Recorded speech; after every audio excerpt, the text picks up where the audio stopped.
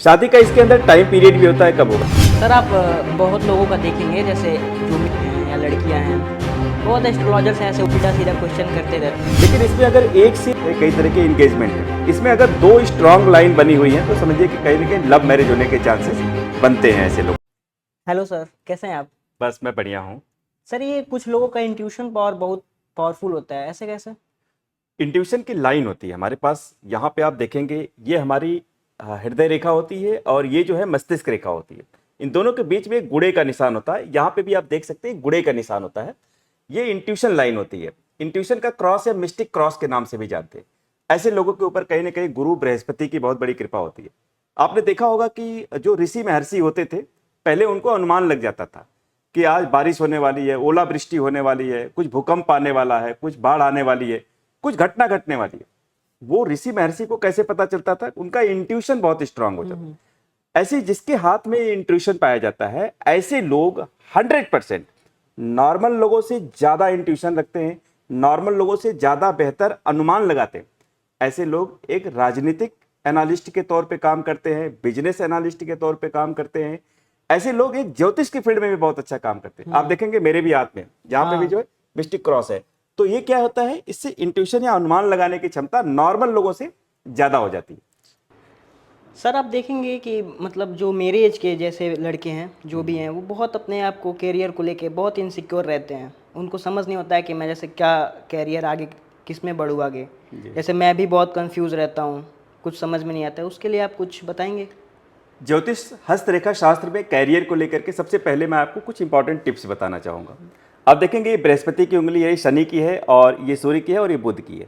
आप देखेंगे इसके नीचे माउंटेन्स होता है। जैसे ये छोटी उंगली है, बुध का माउंटेन है। बुध बहुत स्ट्रांग है अगर, तो ऐसे लोग जो है कहीं ना कहीं बिजनेस में, कम्युनिकेशन में, मेडिकल के फील्ड में, टेक्नोलॉजी में बहुत ज़्यादा आगे जाते हैं। अगर आप देखेंगे सूर्य की उंगली, सूर्य के नीचे का माउंटेन अगर अच्छा है, इस पर सीधी लाइन है, तो ऐसे लोग गवर्नमेंट जॉब में जाएंगे, गवर्नमेंट के साथ बहुत अच्छे रिलेशन रहते हैं, कहीं ना कहीं एक अच्छे आईएएस पीसीएस एडमिनिस्ट्रेटर भी बनते हैं। अगर ये सूर्य की ये जो है शनि की उंगली है, आप देखेंगे सूर्य के बगल वाली जो उंगली होती है, ये शनि के नीचे जो माउंटेन होता है, इसको आप देखेंगे तो इसको उभरा हुआ है, तो कहीं ना कहीं धन संपत्ति, प्रॉपर्टी, वेल्थ, पैसा रुपया बहुत ज़्यादा इकट्ठा करते हैं। ये पर्वत शनि का धन संपत्ति के लिए होता है। ये बृहस्पति के नीचे जो ये पर्वत होता है, ये कहीं ना कहीं लीडरशिप के लिए, मान प्रतिष्ठा, नेम फेम के लिए जाना जाता है। तो कहीं ना कहीं आप एक अच्छे स्पिरिचुअल फील्ड में जा सकते हैं, एक अच्छे लीडर बन सकते हैं, एक अच्छे ज्योतिष बन सकते हैं, एक अच्छे ऐसे इनकलकेटर बन सकते हैं, एक बड़े गुरु के तौर पे उभरते हैं। तो ये अलग अलग पर्वतों के आधार पे जो है उनके कैरियर का अनुमान लगाया जाता है। ये तो सर आप बहुत लोगों का देखेंगे जैसे जो मेरे एज के लड़के हैं या लड़कियां हैं, बहुत एस्ट्रोलॉजर्स हैं ऐसे उल्टा सीधा क्वेश्चन करते रहते हैं कि सर मेरा लव मैरिज होगा कि नहीं, क्या मेरी गर्लफ्रेंड मेरे लिए लॉयल है। ऐसे हाथों में हमेशा कंफ्यूज रहते हैं वो रिलेशनशिप को लेके। तो इस पे आप कुछ बताएंगे? बेसिकली सर, लव मैरिज जो होता है, आप देखेंगे लव या अरेंज मैरिज, मैरिज की जो लाइन होती है, जो छोटी उंगली होती है, आप देखेंगे ये जो छोटी कनिष्ठा उंगली है, यहाँ से इसके नीचे जो ये क्षैतिज लाइंस होती है, लव मैरिज या अरेंज मैरिज के लिए होती है। शादी का इसके अंदर टाइम पीरियड भी होता है, कब होगा। लेकिन इसमें अगर एक से अधिक लाइन्स है, मतलब 2 लाइन्स हैं, कई लोगों में 3 लाइन्स भी होती हैं, तो इसका मतलब कि कहीं ना कहीं लव मैरिज या एक से अधिक शादी होने के चांसेस बनते हैं। मतलब सारी शादियां होंगी नहीं, मतलब एक शादी हुई कट गई, दूसरी होने के लिए हुई कट गई, लेकिन कहीं ना कहीं ये बताती है कि कई तरह के इन्वॉल्वमेंट है, कई तरह के इंगेजमेंट है। इसमें अगर 2 स्ट्रांग लाइन बनी हुई है तो समझिए कि कहीं ना कहीं लव मैरिज होने के चांसेस बनते हैं ऐसे।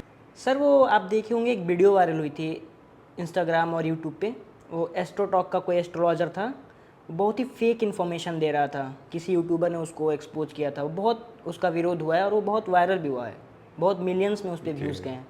ऐसे लोगों से कैसे बचे सर, इस पर आप कुछ बताएंगे? देखिए, मैं वैसे वीडियोस बहुत कम देखता हूं और मुझे मालूम नहीं है, लेकिन आपके सवालों का जवाब मैं दे देता हूं। जो एस्ट्रोलॉजी है, ज्योतिष है, उसमें बहुत सारी जो है बहुत सारी गलत चीज़ें भी आ गई हैं। गलत एस्ट्रोलॉजर हो सकते कई लोग हैं, विश्वास भी नहीं करते, या सही लोग, हाँ, सही इन्फॉर्मेशन नहीं देते हैं। विश्वास भी इसीलिए लोगों का हटा भी है। निश्चित रूप से आप सही बात बोल रहे हैं, क्योंकि जब नॉलेज नहीं है लोगों के पास और इस फील्ड में आ गए हैं, कोई आ करके अपने हिसाब से गलत इन्फॉर्मेशन दे रहे हैं, तो निश्चित रूप से जनता का, लोगों का जो है विश्वास कम होगा। लेकिन हम आपको इसके विश्वसनीयता के बारे में बता दें कि वैदिक एस्ट्रोलॉजी हो, हस्तरेखा शास्त्र है, सामुद्रिक शास्त्र है, ये बहुत ही प्राचीन विधि है। आपने भास्कराचार्य, वराहमिहिर के बारे में सुना होगा। इन लोगों ने खगोलीय रचनाएं की हैं, ब्रह्मांड के बारे में इन्होंने गणनाएं की हैं आज से 1,000 साल पहले, 1,500 साल पहले। तो ज्योतिष और एस्ट्रोलॉजी या ये सारी सामुद्रिक शास्त्र जो भी, ये सब सही है, लेकिन अगर उसकी हम गलत व्याख्या करें तो इसमें एस्ट्रोलॉजी की कोई कमी नहीं है, कोई गलती नहीं है, और एस्ट्रोलॉजर को इस पर ठीक करने की भी ज़रूरत है। हम लोग अभी भी सीख रहे हैं। मैं 1999 से हस्तरेखा शास्त्र पढ़ रहा हूँ। मैं आज भी लर्नर हूँ, अभी भी पढ़ रहा हूँ, अभी सीख रहा हूँ। समुद्र के बिल्कुल अभी एक किनारे पे खड़ा हूँ, तो मैं तो कहता हूँ कि भाई मैं सीख रहा हूँ। पिछले 20-30 सालों से मैं लगातार सीख रहा हूँ, और ये सीखने का विषय है, बहुत ही ब्रॉड विषय है, बहुत ही बड़ा विषय है, और लगातार जितना सीखेंगे उतना अच्छा हम लोगों के साथ न्याय कर सकते हैं, लोगों को बता सकते हैं। हाँ सर, लेकिन आप क्या सोच के स्टार्ट किए थे एस्ट्रोलॉजी में ऐसे कि मैं आगे चल के एस्ट्रोलॉजर ही बनूँ? आप तो इतने विद्वान हैं, कुछ भी मतलब यूपीएससी का प्रिपरेशन कर सकते हैं, टीचर भी हैं आप, तो ये एस्ट्रोलॉजर में कैसे आप आ गए? निश्चित रूप से बहुत ही अच्छा प्रश्न है। एस्ट्रोलॉजी क्या है कि ये मेरे ब्लड में है दरअसल। हाँ। मेरे ग्रैंडफादर लॉन्ग 40 ईयर्स तक राजस्थान में हेड मास्टर थे, और उनको भी बहुत ज़्यादा अच्छा एस्ट्रोलॉजी का ज्ञान था, जबकि वो हिंदी, इंग्लिश और संस्कृत के अध्यापक थे। लेकिन उनको आज भी हमारे घरों में कुंडली और पत्रिकाएं पड़ी हुई हैं, और मैं बचपन से वो देखता था। मुझे ज़्यादा समझ में तो नहीं आता था, लेकिन इतना बेसिक नॉलेज मुझे हो गया था कि ज्योतिष क्या होता है, कुंडली क्या होती है, कैसे हम उसका विवेचना करते हैं। फिर इसके बाद जब मैं बड़ा हुआ, कॉलेज में आया, पढ़ाई किया, मैं साइकोलॉजी बैकग्राउंड का हूँ वैसे, लेकिन फिर मेरा इतना इंटरेस्ट था कि मैं सामुद्रिक शास्त्र, हस्तरेखा शास्त्र को पढ़ना शुरू किया, और इतना ज़्यादा पढ़ा मैंने। सारी दुनिया के जितने भी फेमस राइटर हैं, चाहे वो कीरो हो, बेनहम हो, श्रीमाली हो, या जितने भी हस्तरेखा शास्त्री हैं दुनिया के, सबको स्टडी किया।